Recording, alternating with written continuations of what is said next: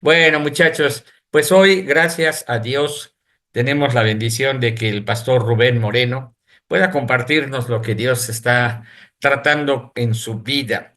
Hasta hoy para mí, perdón, pero yo creo ha sido una bendición escuchar a cada uno de ustedes.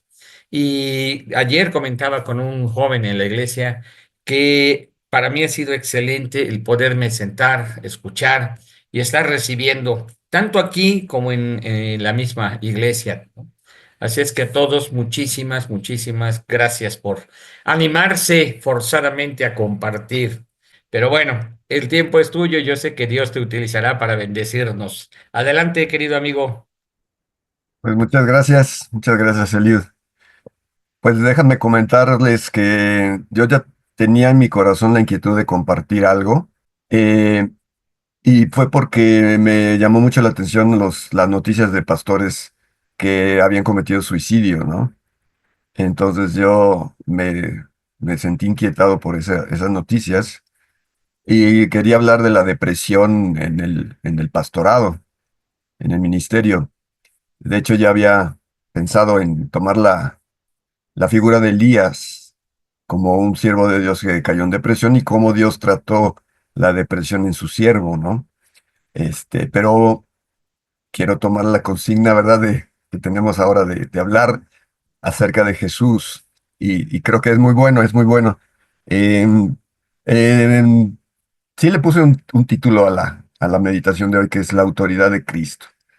Y está basada en unas frases que se repiten varias veces en el Sermón del Monte, que es: oísteis que fue dicho, mas yo os digo, pero yo os digo. Y estas se repiten en varias ocasiones en el Sermón del Monte. Y bueno, como un comentario al margen, el Sermón del Monte pues es uno de los pasajes de la Escritura con los que yo empecé a leer, ¿no? Yo empecé a leer la Biblia con Mateo. Y precisamente al llegar a Mateo, pues en el capítulo 5 empieza el Sermón del Monte y para mi gran sorpresa, muchas de las cosas que decía Jesús, yo decía, de ahí salió, pon la otra mejilla, ¿no? Yo no sabía que Jesucristo lo había dicho y, de aquí salió también ese de la paja en el ojo ajeno, ¿no?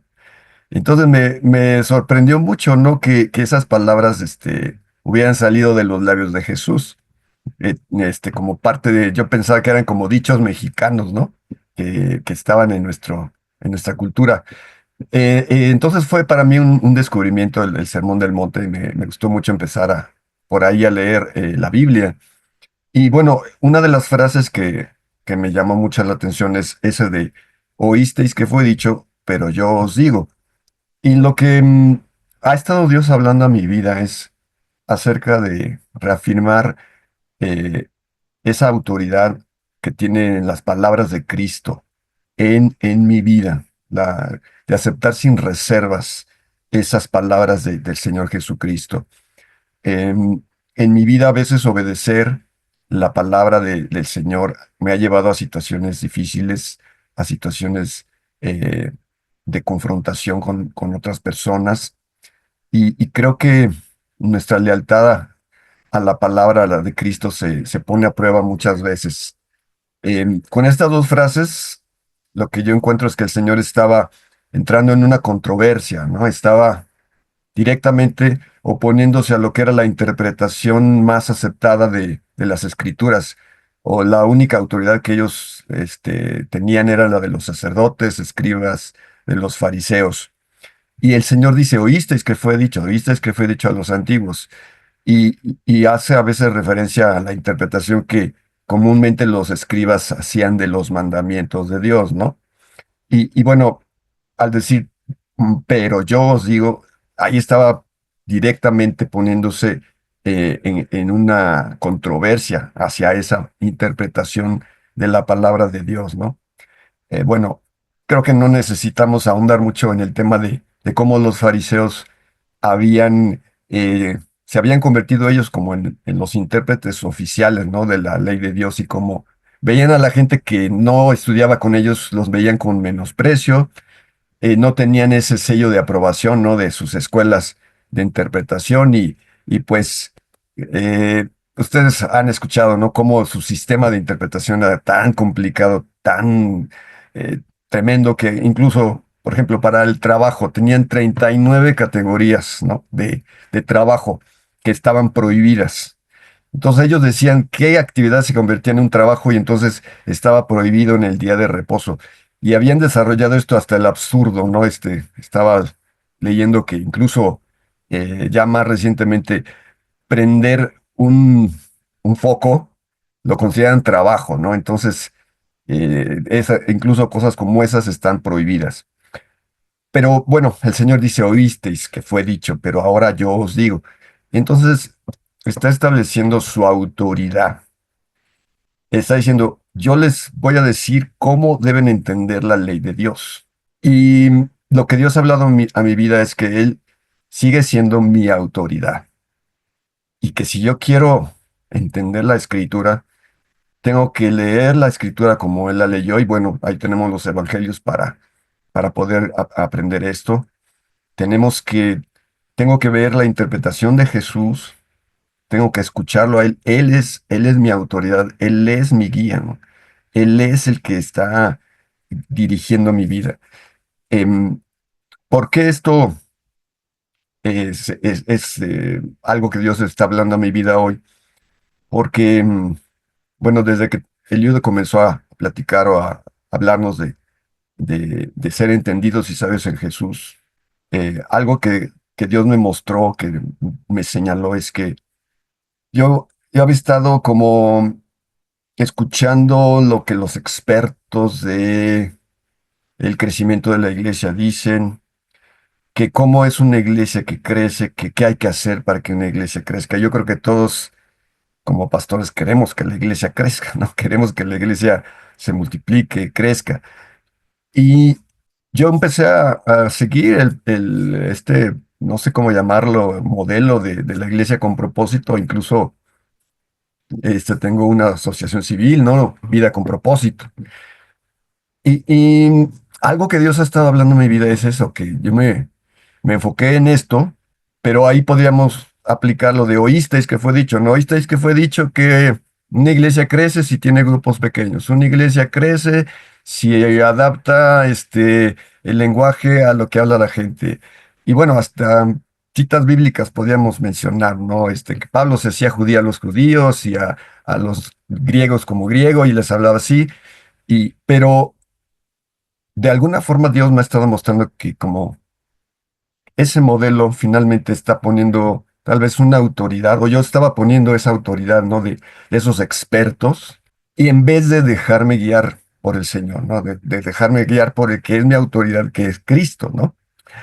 Em, Ahora, me lo relaciono también y veo que hay un momento en el que el Señor confrontó a la gente, ¿no? En Juan capítulo 6, donde una de las cosas que dice es que el que come mi carne y bebe mi sangre, tiene vida eterna. Y esta enseñanza, dice el Evangelio, que muchos de los discípulos murmuraban y decían, dura es esta palabra, ¿quién la puede oír? Y el Señor les pregunta, ¿esto les ofende? Las palabras que yo he hablado son espíritu y son vida. Y dice el Evangelio que desde entonces, a partir de entonces, muchos de sus discípulos volvieron atrás y ya no andaban con él. Entonces las palabras de Cristo los ofendieron, siendo ellos seguidores de Cristo, ¿no? Aparentemente estaban siguiéndolo y dejaron de seguirlo porque les ofendió lo que dijo Cristo, ¿no? Y bueno, creo que muchas cosas de la palabra hoy en día ofenden a la gente, ¿no? Temas que tienen que ver con el matrimonio, que es exclusivo para un hombre y una mujer, el papel del hombre y de la mujer en la familia, en la iglesia, eh, el tema del infierno. Bueno, hace unos años yo escuchaba más predicaciones acerca del infierno, pero parece que es un tema que ha desaparecido, ¿no? De nuestros púlpitos. Yo personalmente no hablo muy seguido del infierno, pero la persona que más habló del infierno fue Jesús. Entonces, ¿hasta qué punto eh, los temática de nuestras predicaciones busca como atraer a la gente, no asustarla, no ofenderla? Pero la realidad es que hay gente ofendida por todos lados en nuestra sociedad actual, ¿no? Y uno pensaría, bueno, pero ellos eran discípulos de Cristo, lo estaban siguiendo, pero no estaban contentos con lo que el Señor estaba enseñándoles, ¿no? Entonces les parecía, dice, dura esa palabra. Y el Señor le dice, ¿les ofende? Entonces, pareciera que a veces podemos llegar a evitar ciertos temas en la iglesia para que la gente esté a gusto, que la iglesia crezca. Y ahí es donde retomo cómo Dios me está hablando ahorita, ¿no? En este modelo de una iglesia con propósito, se busca hacer reuniones que sean amistosas hacia los que están buscando, ¿no? O sea, quitar algo que sea un estorbo, que les pueda disgustar y entonces poner la versión de la Biblia más actualizada, más, un lenguaje más, sencillo. Y digo, no está mal, o sea, no quiero dar tampoco la idea de que ahora, me estoy yendo al otro lado, ¿no? Y sencillamente, mi reflexión o lo que Dios me está hablando es, bueno, ¿hasta qué punto te estás guiando completamente por esto y no estás dejando que yo sea tu autoridad, ¿no? No estos expertos en el crecimiento de la iglesia.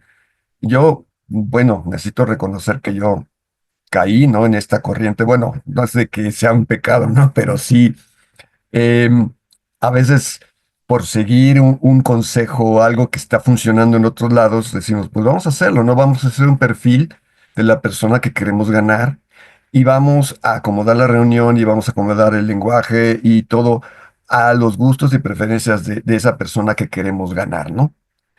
Em, pero lo que Dios me está llamando a mí la atención es que estoy poniendo más atención o puse más atención en lo que esos expertos en el crecimiento de la iglesia dicen, más que directamente a su palabra y a lo que él me dice en la Biblia, ¿no?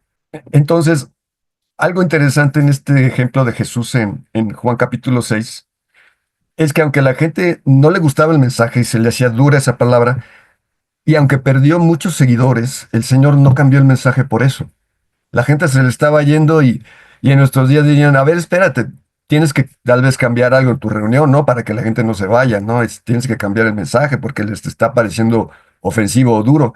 Pero la realidad es que el Señor Jesús no cambió el mensaje, no corrió detrás de ellos y decirles, espérate, espérate, no te vayas, mira, vamos a platicarlo. No, simplemente la gente ya no lo seguía, pero él no cambió el mensaje. Incluso volteó a los 12 y les preguntó, ¿ustedes también se quieren ir? Y estoy seguro que recuerdan las palabras del apóstol Pedro, ¿no? Pues Señor, ¿a quién iremos? Solo tú tienes palabras de vida eterna. Entonces, de esa manera estaban aceptando completa e incondicionalmente la enseñanza del Señor. Ellos mismos a veces le decían al Señor, le hacían preguntas y decían, pero Señor, ¿cómo va a ser esto posible? ¿No? Eh, y el Señor les contestaba, bueno, para los hombres no es posible, para Dios todo es posible. Ellos mismos había cosas que cuestionaban dentro del mensaje del Señor, pero finalmente se quedaron y dijeron, Señor, aceptaremos tu palabra, tu autoridad incondicionalmente en nuestra vida, porque solo tú tienes palabras de vida eterna, no tenemos a dónde más ir.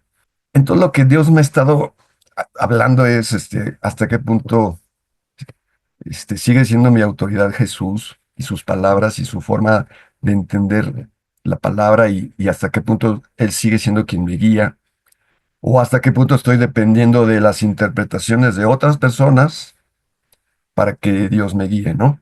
En, en este año, de hecho, no hice un calendario como siempre lo había hecho, ¿no? Un calendario de actividades y ministerio por ministerio. Este año, tomando pues el desafío que nos hace el Liud, pues decidí no hacer lo mismo de cada año, ¿no? Y realmente pues sí es algo, no se siente cómodo, ¿no? Este, es como más a la segura tener ya todo planeadito y no quiere decir que tampoco estemos haciendo nada, ¿no? No, eh, como que es un momento ahorita para mí un poquito confuso, pero ahora, no quiero decir con esto que yo no creo en la dirección de Dios a través de otras personas, ¿no? Por supuesto, Dios ha establecido ministerios y dones en la iglesia para la edificación de la misma, pero sí me estoy cuestionando hasta qué punto hemos convertido como en intermediarios a otros ministros, ¿no? ¿Hasta qué punto hemos claudicado a ese acceso que tenemos al trono de la gracia y a ir directamente al Espíritu Santo como nuestro maestro, como nuestro guía, ¿no? El que nos enseña, el que nos lleva a toda verdad. Creo que esta es una de las, pues, características de la reforma, ¿no? Que es el sacerdocio universal de los creyentes. Y creo que a veces, pues sí, aunque hubo una reforma en la iglesia, parecía que todavía en la iglesia pudiera haber como esa idea de que haya ciertos a los que Dios les habla y pues a los demás pues tenemos que tener su mediación o su intermediación, ¿no? Entonces estoy retomando todo esto y bueno, como una ilustración quisiera platicarles un poquito cómo, cómo trató Dios conmigo eh, en varias etapas, ¿no? Tal vez muchos no lo saben, pero yo entré en la familia de Dios a través de la iglesia presbiteriana. Y bueno, doy gracias a Dios porque Dios usó ese medio para llevarme a Cristo y llevarme en mis primeros pasos en la fe. Fueron personas muy, muy valiosas, muy, muy bellas las que conocí en la iglesia presbiteriana. Yo recibí a Cristo en el año de 1981. Ese mismo año fui bautizado y al siguiente año, 1982, yo entré en el seminario para estudiar, ¿no? Eh, Nunca había leído la Biblia, entonces, bueno, ahora yo estoy un poquito en contra de los institutos. Sí, de hecho, de mis eh, hermanos que están en la iglesia, tenemos ahí una especie de instituto. Y pues ahí ellos han aprendido a predicar, a estudiar la Biblia, y yo me resisto como que a mandar al instituto a alguno de ellos, ¿no? Por las experiencias que yo viví allí. Eh, pero bueno, no voy a entrar en muchos detalles. En 1988 yo fui ordenado al ministerio y en 1989 me instalaron en mi primer pastorado en la iglesia del Tabernáculo que está en la colonia La Pastora. Muchas cosas pasaron que me llevaron a una insatisfacción, a un hambre, a un querer algo más de Dios en mi vida. Y entonces yo empecé a ir a congresos de alabanza, a congresos de pastores, me inquieté a buscar algo fuera, ¿no? de la iglesia en la que yo había nacido en la fe. Tenía varios familiares que nos hablaban mucho del bautismo con el Espíritu Santo, de las sanidades, la vigencia de los dones espirituales. Y, y ahí es donde otras estas palabras oísteis que fue dicho, pero yo os digo, cobraron nuevamente importancia, ¿no? Porque lo que a mí me habían dicho es que esas manifestaciones ya se habían acabado, que ya habían terminado, habían cumplido una parte importante en el plan y propósito de Dios, pero que actualmente ya no tenían esa vigencia, ¿no? Entonces, oísteis que fue dicho eso, pero yo os digo, esa palabra de Cristo, eh, yo no encontraba una razón o una palabra directa del Señor que dijera que ya se habían terminado, ¿no? Esas manifestaciones y los salmos, ¿no? La gente luego me preguntaba en la iglesia, hermano, ¿por qué nosotros no aplaudimos y en otras iglesias sí aplauden? Y yo, pues respondía, pues porque dice la Biblia que todo se haga decentemente y con orden. Pero yo por dentro no me quedaba totalmente convencido de la respuesta que yo daba a la gente, ¿no? Simplemente dije, bueno, si lo dice la Biblia, entonces ¿por qué no lo hacemos? Pues hay que hacerlo. Si no hay una señal o que me diga que la Biblia, que esta parte ya quedó caducada, ¿no? Y entonces empecé a hacer cambios en el orden del culto, eh, y bueno, entonces empezó la oposición, ¿verdad? Los primeros en oponerse fueron los ancianos de la iglesia, el consistorio, y el problema fue así escalando, escalando hasta que llegó al presbiterio, ¿no? Que es la siguiente autoridad en la iglesia presbiteriana. Y pues me sentaron pues en el banquillo, ¿no? De los acusados a responder por qué estaba yo alterando, ¿no? El orden del culto y digo, no voy a entrar en muchos detalles, pero bueno, el resultado de esa comparecencia fue que yo salí de la iglesia presbiteriana, este, entregué el pastorado eh, y, y pues al día siguiente la gente de la iglesia pues ya se había organizado y me habían dicho, pues pastor, si ustedes se salen, nosotros también nos vamos a salir. Y parte de estas cosas me pesaron en mi corazón porque yo no quería ser como el causante de una división en la iglesia, ¿no? Nunca fue esa mi intención, sino obedecer a Dios. Es decir, pues si Dios lo dice, entonces hay que hacerlo. Y entonces el hecho fue que la gente salió, pues digamos, un 80% de la congregación. Y así fue como comenzó la iglesia donde estamos ahora, ¿no? La iglesia cristiana Emanuel.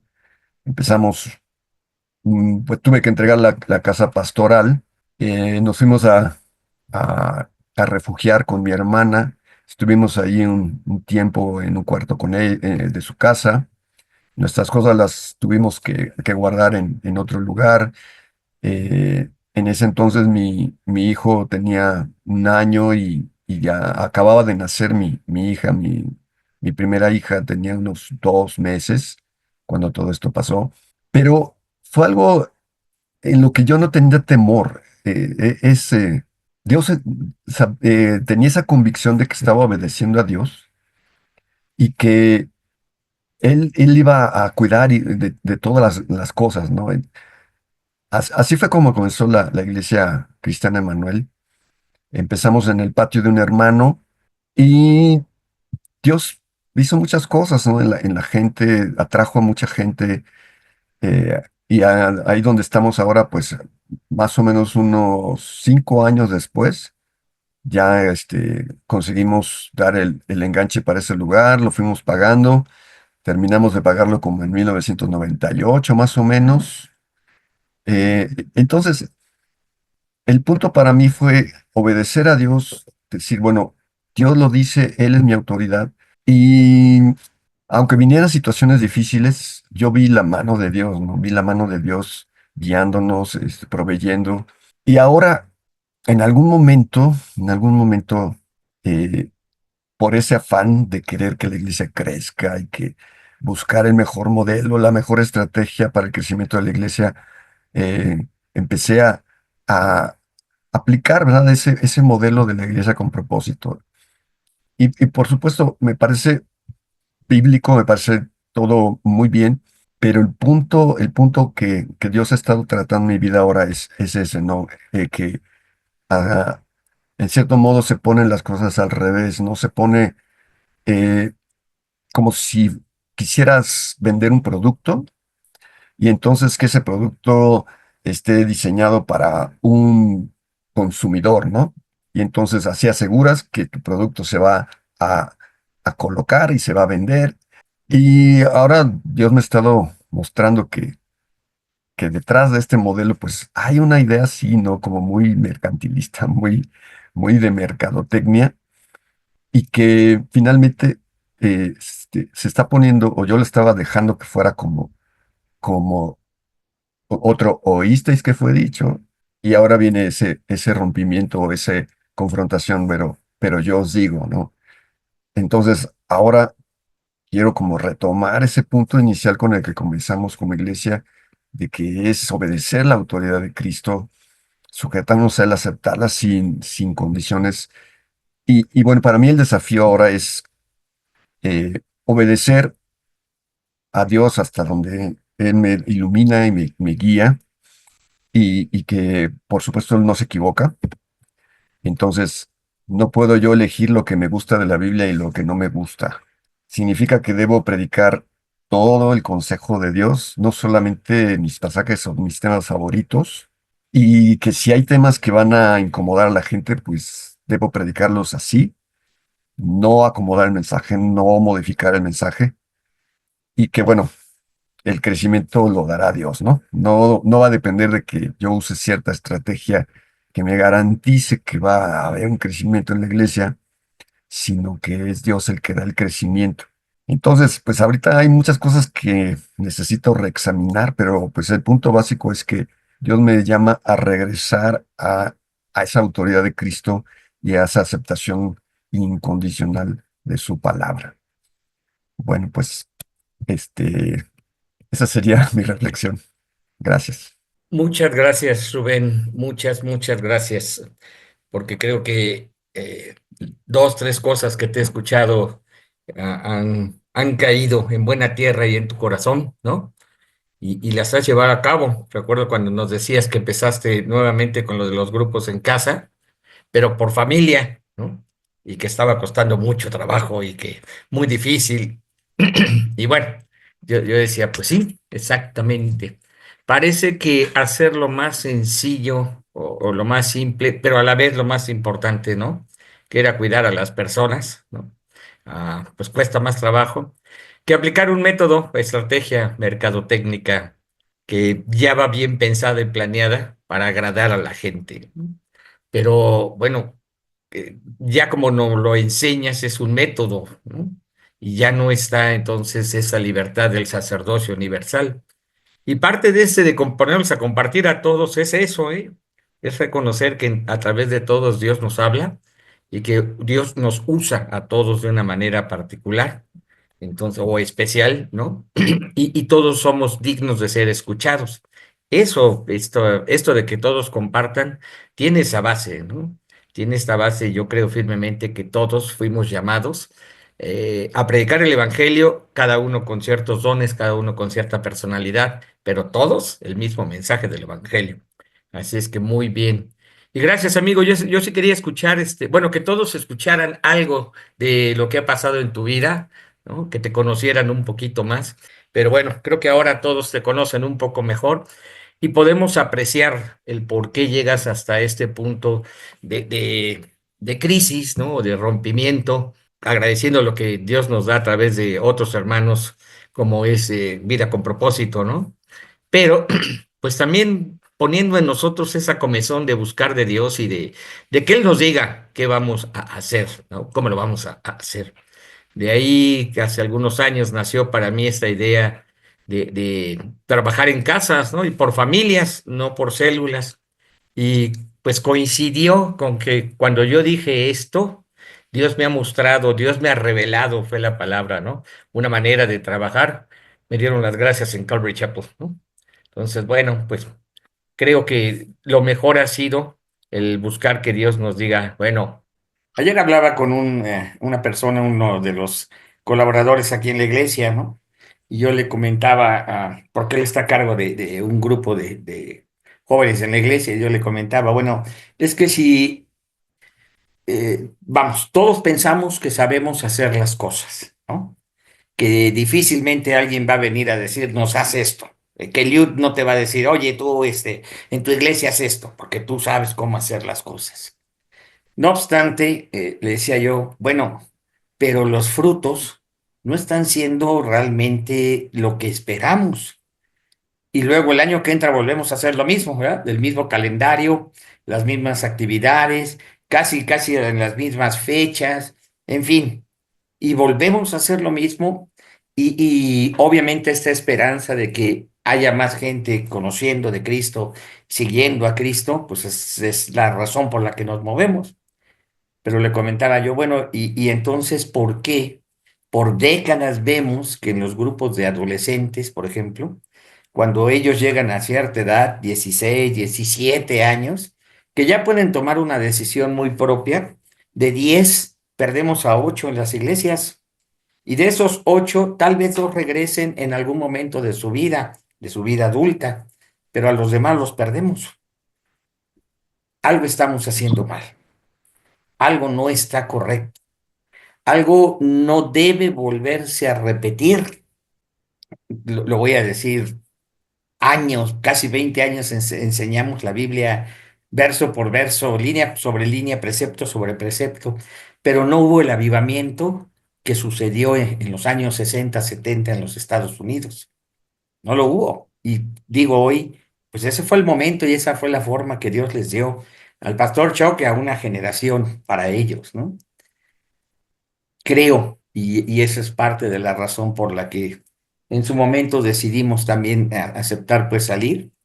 Creo que esto de buscar de Dios y no las estrategias o no una estrategia que alguien dice que funciona, eso de que funciona a mí me repatea la panza, ¿no? Lo único que funciona es hacer discípulos y podrás tener llena un local de gente y no tener discípulos de Cristo. Podría ser, no estoy diciendo que sea el caso, pero podría ser, ¿no? Entonces, si el chiste es hacer discípulos, ¿qué vamos a hacer? Que realmente funcione, en que haya gente que esté conociendo, siguiendo y después compartiendo de Cristo Jesús. Entonces, por ahí ha sido toda esta insistencia por años, ¿no? Las casas, tú mismo, ahora esta parte, pues, de sabios entendidos con Jesús todo, sin Jesús nada, y una relación íntima con Jesús. Si ustedes recuerdan, estas tres frases son lo que se compartió en el EnConnect, y que hoy estamos, pues, tratando de que a través de cada uno de nosotros sigamos escuchando y recibiendo. Pero tiene que ser el Espíritu Santo el que te abra tus ojitos, como los abre el de a muchos de nosotros, ¿no? Para hacer lo que Él diga en el momento que nos dice, pero no hacer de eso la estrategia de toda la vida, porque seguramente las cosas irán cambiando. Una cosa fue el trato de Jesús con 12. Después fue un trato un tanto diferente con 70. Después fue un trato muy diferente también con las multitudes, ¿no? Y aún una vez que él ya no estuvo, el trato de los discípulos con toda la gente que se convirtió también fue diferente. No fue al estilo, es exacto, igualito, idéntico al estilo de Jesús. No se podía, era mucha gente. Entonces, el mover del Espíritu Santo no es una estrategia pasiva, no es una estrategia que se queda pues en un solo punto, ¿no?